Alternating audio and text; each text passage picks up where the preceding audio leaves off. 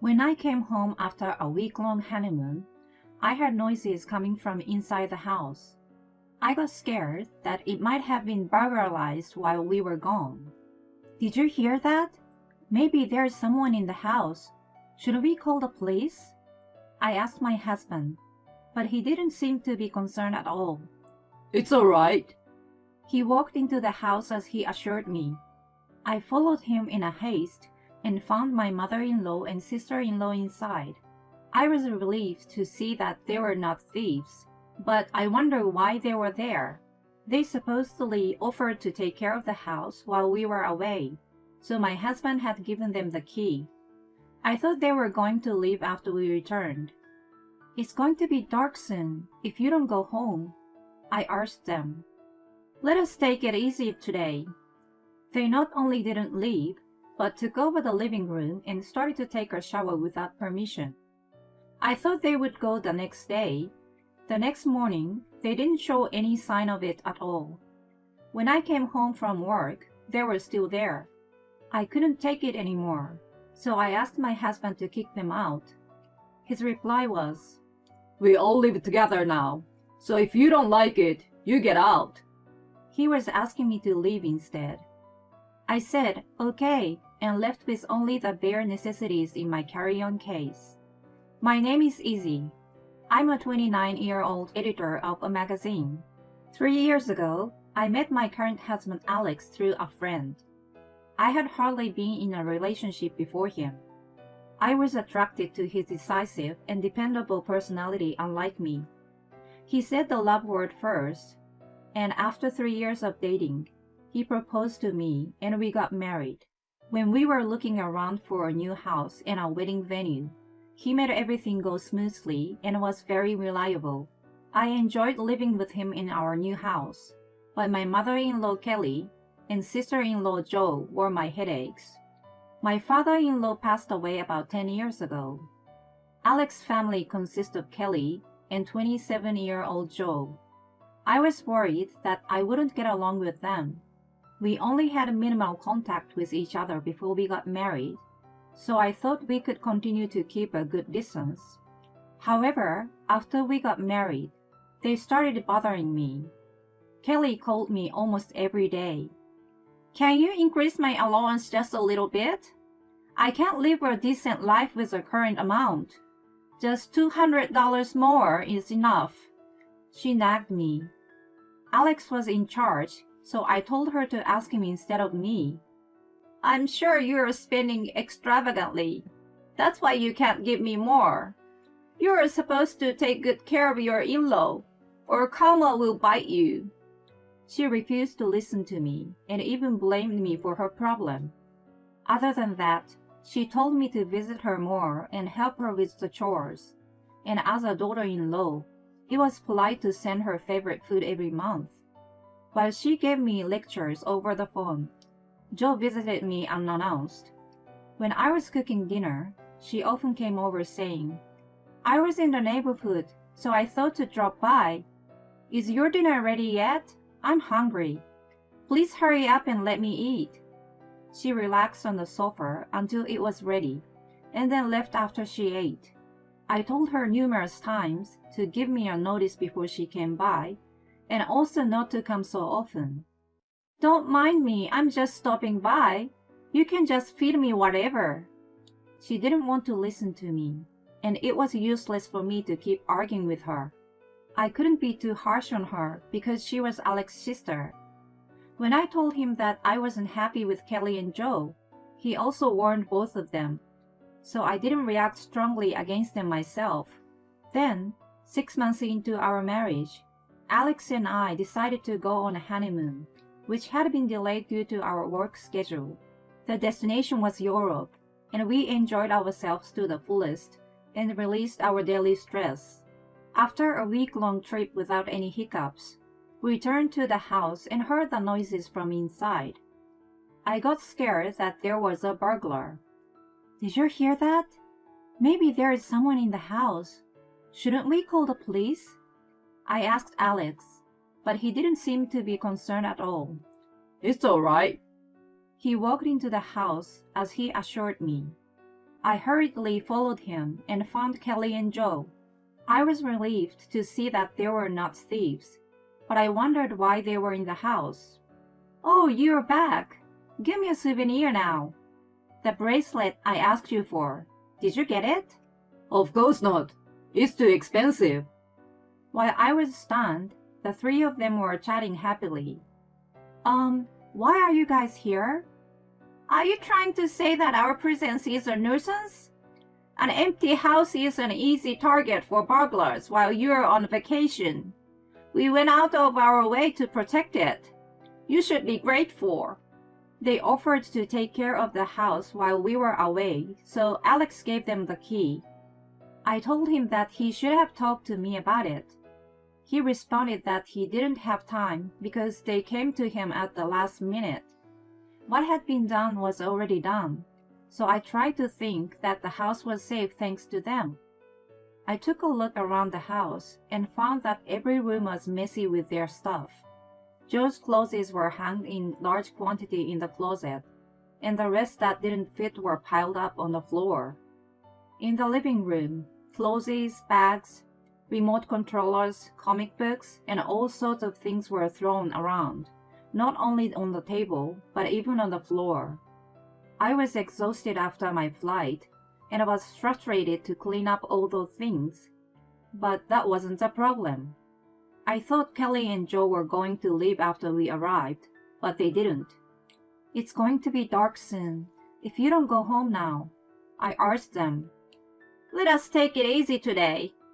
They not only didn't leave, but they took over the living room and started to take a shower without permission.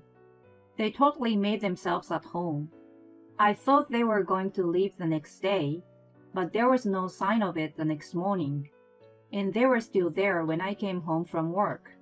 I told them that it was time for them to go home. "We are family. You don't have to mind us. You can just pretend we are not here." They adamantly stayed put. Although I was told not to care about them, I was the one who cooked, cleaned, and did laundry. I didn't feel at ease at all. If I didn't get rid of them, even by force, they would have remained as long as they wanted. I decided to ask Alex to kick them out. I was cleaning up my room until he came home when I noticed that one of my perfume collections was missing. It was a limited edition that was no longer on sale and cost over $300. I had been using it carefully little by little. I panicked and asked Kelly about it, but she didn't even know I had perfume. When I questioned Joe, "Oh, I have it," and she pulled it out from her bag and handed it over. The bottle I got was almost empty. I had used it so carefully that I still had more than 6% of it left. "It smells good, doesn't it?" My friend liked it too, so I lent it to her. She showed no sign of apologizing, and I finally lost my temper. "Why did you use it without asking me? What you're doing is theft. Didn't you learn that you shouldn't steal from others?" "What the hell? I only borrowed it for a moment. Why are you overreacting? If you just borrowed it, then give me back what you used." "Fine, but it was already used, so I will give you half of the money." "I don't want the money back. I want the same perfume back." "You are so mean. Just for the stupid perfume. I know that brand too. It shouldn't be so expensive." She looked up the price on her phone. "Holy cow! Why is it so expensive? Are you done spending $300 for perfume? If it's so important, why don't you look it up?" It was more expensive than she thought, so she became upset with me. It's valuable to me, so I used it only inside the house. I never imagined that I would end up having a relative that comes into my room and uses my things without my permission. While we were arguing, Alex came home. What are you guys making a fuss about? "Listen, Alex, I only used a little perfume, but she called me a thief." I left her complaining in the living room and told Alex what happened in the bedroom. I told him that I was out of patience and wanted him to get rid of them. Don't get so worked up about a little thing. And I haven't told you that they are going to live with us in this house. My mouth was agape hearing his unimaginable reply. My mom's house was old, and some parts were falling apart. She was contemplating whether she should repair them or move out. We have spare rooms here, and she could save some money, so we decided to live together. Why didn't you talk to me about it? Do you own this house? I'm paying the mortgage too, right? Don't blame me. My mom took it upon herself to sell her house. Anyway, we're living together, so if you don't like it, you get out. He decided without discussing it with me, and even told me to leave. I felt my feelings for him fading away. I understand. I started packing the bare necessities in my carry-on case. Alex didn't try to stop me, but commented that I was immature to run away after a fight, and walked out of the bedroom. Kelly and Joe were grinning at the sight of me packing, and locked the door as soon as I walked out of the house. I had no intention of going back there, and had no feelings in particular. Then I went to a hotel and called my boss, with whom I usually consulted on various matters, and asked for a few days off. I looked for an apartment during my days off, and informed my parents that I separated from Alex with an explanation. They asked me what I was going to do, and I told them I was going to get a divorce. In the meantime, Alex texted me once. When you are sorry, you can come back. Mom and Joe both say they would forgive you. When I called him to ask for a divorce, he, at first, resisted by saying, You're divorcing me over something like this? You just have to put up with it a little bit. He eventually understood that I was determined and agreed to it.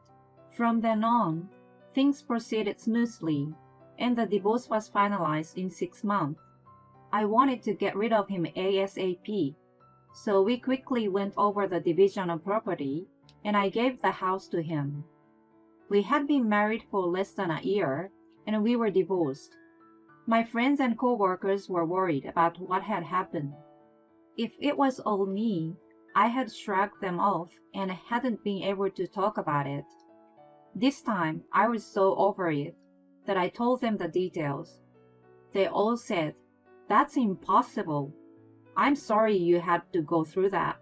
I was glad to have told them, as they sympathized with me, which made me feel a bit better. After I started living alone, I worked harder than ever before.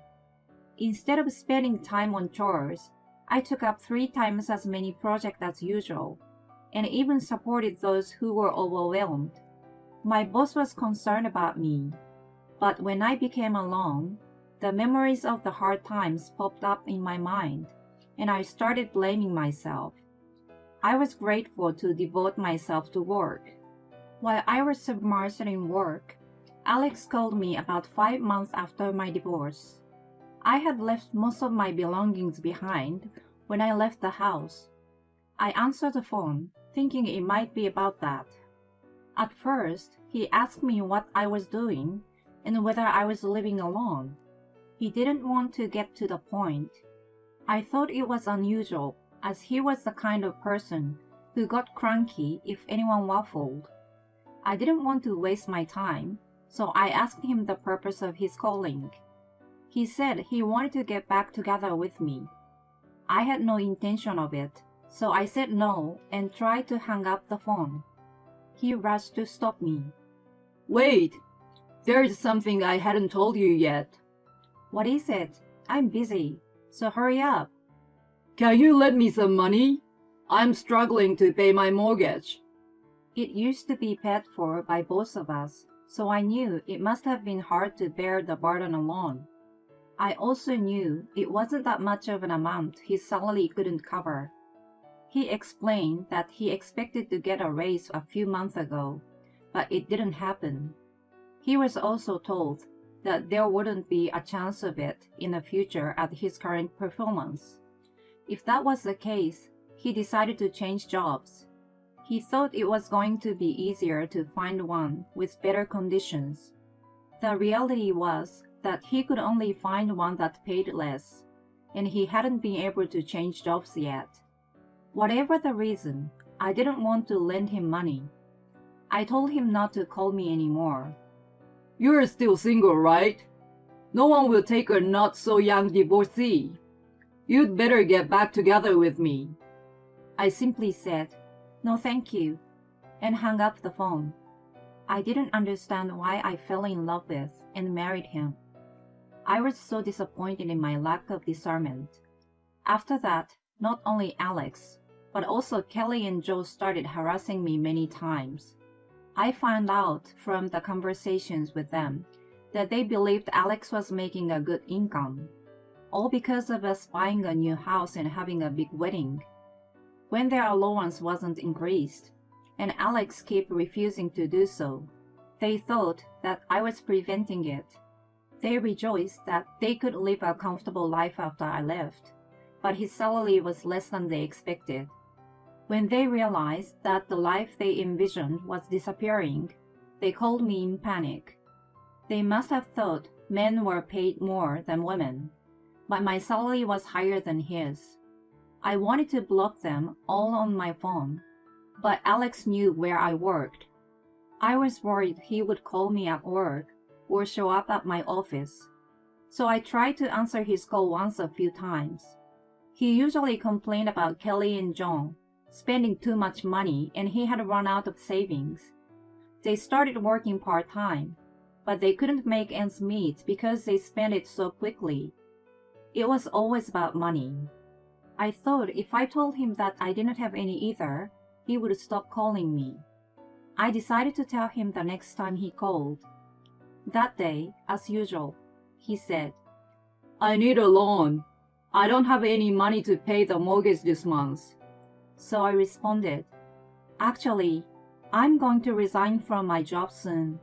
I've spent most of my savings, so I want you to lend me some money.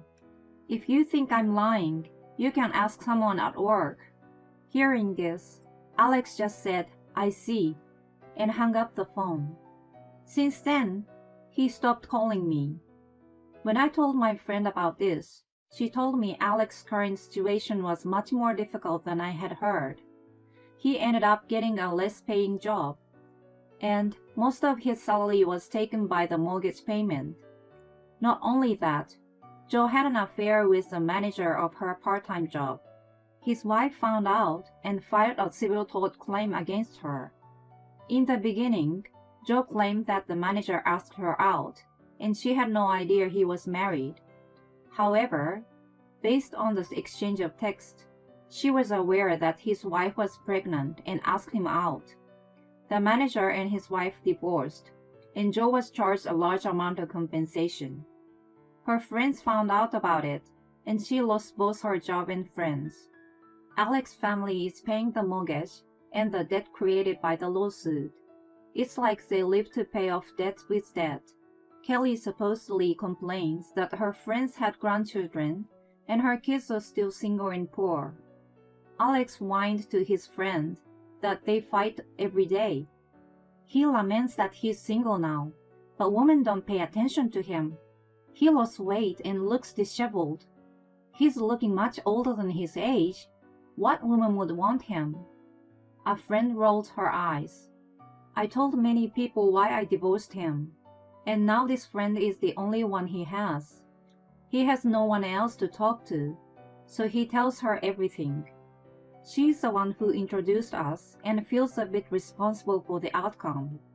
Not only does she weirdly enjoy hearing his dramas, but she keeps in touch with him to keep him away from me.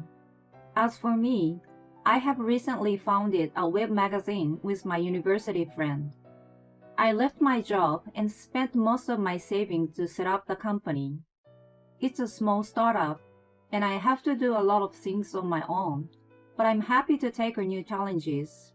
I used to be intimidated to start new things, but thanks to many obstacles that have been thrown my way, I'm able to manage them now.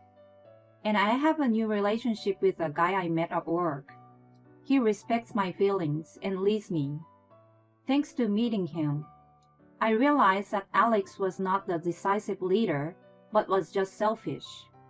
For a few months after my divorce, I felt like I could never get married or have a boyfriend again. Now I'm able to think positively and want to cherish my new happiness.